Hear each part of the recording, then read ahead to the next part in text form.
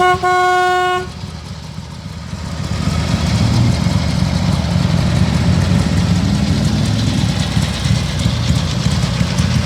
idle.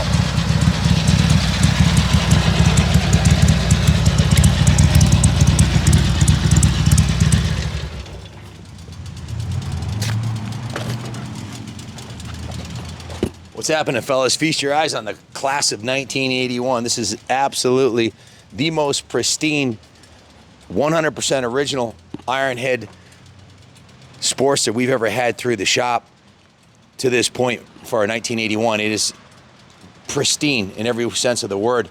It has 3,230 miles. It's a one-owner motorcycle. It's owned by the same guy right up until it was traded in at the Harley Davidson dealership, who we bought it from. So it's been meticulously maintained since new. Look at the candy red original factory paint job on this fender. Guys, it looks like it's been in a UV sensitive time capsule. Like it's been a bubble for the last almost 50 years. So 1981, so what's that make it, 42 years old? The fit and finish on it is pristine. The paint job is near as I can tell, flawless. It's a beautiful candy red with the gold. Has the Harley Davidson Live to Ride gas cap on it. Other than that, these are the most highly modified motorcycle ever made, the Harley Davidson Sportster. This one's just the way it came out of the box. It has a couple of Harley add-ons like the gold Live to Ride, and then the backrest on here, the matching Harley Davidson backrest, which you definitely want if you're gonna ride a passenger. You don't want them flying off the back. So the pegs are pristine, the engine cases are pristine, the aluminum side covers. No one's ever been in this engine. It's never been opened up. When we got the bike, we rinsed the tank out, cleaned the tank out. The tech who worked on this, Bill Kelly, was a Harley Davidson technician at TSI Harley Davidson and then their service manager for 17 years. He's 60, how old is Bill now, 65? He's in his 60s. Yeah. And I've known the guy who worked on this, I've known him. We worked together at the Suzuki shop in the 80s, and he ran the Harley shop for 17 years, so he knew what he was doing. Changed the oil, new oil filter, cleaned and rebuilt the carburetor, put a new air filter in it, new spark plugs, but other than that, and changed the fluids, of course, the brake fluid and the master cylinder and the transmission fluid and the engine oil. We run Motul V-Twin 2050 oil in all our Harleys here at the museum, so it's got the best oil money can buy. Look at the fit and finish on the seat. Now, guys, they only made 8,441 of these, and I think, I don't have the exact statistics, but I think there was about 100 to 150 of them that came with this tank. You could order this as a upgrade item from the Harley dealership. This is the tank it left the dealership with. Now it gets even better. Check it out over here. I've got the tank that it left in the box that the oversized tank came from, with all the shipping information from York, Pennsylvania. This is the peanut tank that it left the factory with. If you click the buy it now, this will be included. If it sells for something less than that, I'm gonna hang on to this tank and use it for one of my other iron heads. I've got like 4 iron heads we're doing right now. If you look at the back of my shirt, our company logo is an Ironhead XLCR. I've been an Ironhead freak since I was a kid. Very few people have been as obsessed with the Ironheads or had as many as I've had. I've had dozens and dozens of these, from everything from Ironhead drag bikes to cafe racers to pristine originals. This is the most original Ironhead I've ever had through the shop. 81 Ironhead. I do have a 79 in stock that's got 86 miles on it. Guys, it actually gets even a little bit better. We have the original invoice from the dealership noting the upgraded tank on here. This is the original invoice for the bike when it was purchased brand new in 1981. Looks like March of 81. From Riverside, Yeah. Connecticut. Right here in Connecticut. Yeah, we also have the original OEM factory owner's manual. It says here, Harley Davidson XLH red with sport wheels. So, paid in full. And the Harley Davidson warranty card, the original registration, and the original manual. Of course, it's an original matching numbers bike. Engine and frame numbers match. Bike's never been dropped, never been abused. Guys, it has the stock original exhaust system on it. I restored a shovel head and drove 300 miles round trip and paid $1,200 for a stock exhaust, and I was thrilled to get it.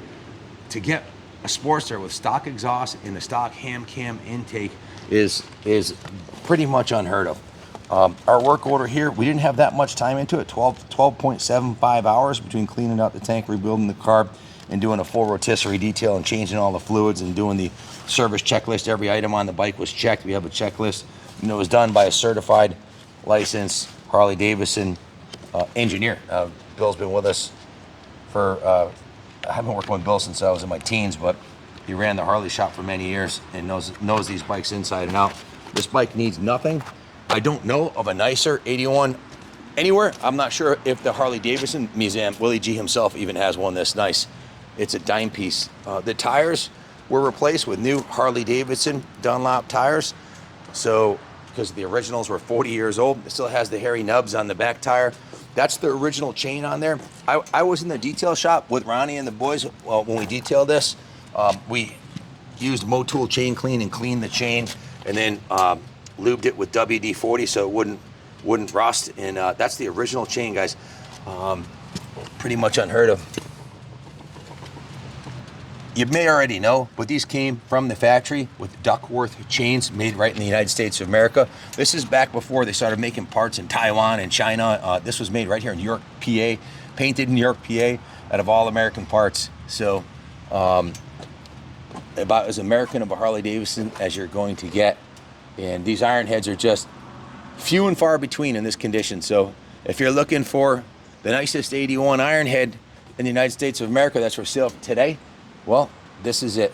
It also, another smart move that the original owner did is these will run hot in traffic, especially if you're at a rally like Daytona or Laconia. You put the Lockhart oil cooler on there, which was available from Harley Davidson, so the bike's never been overheated. He did polish the fork lowers here, so those are really nice, polished fork lowers. The chrome on the rims, the dual disc front brake. This is the XLH 1000, has the dual gauges, has the King tank on it. Just a stunning piece. If you have any questions about it, give us a call, 860-454-7024. We can ship it anywhere in the States inexpensively. Message your zip code for a shipping quote. We also offer financing through Freedom Road Financial. You can call me, Ken Kaplan Jr. at 860-471-0192 to do a pre-application soft credit pull, see what the lender will offer you. The bottom of the bike, show them the bottom of the bike. There's no oil dripping anywhere out of this, which is rare for an antique Harley. It's super oil tight, doesn't smoke, doesn't make any funny noises, runs and rides perfectly in the paint job.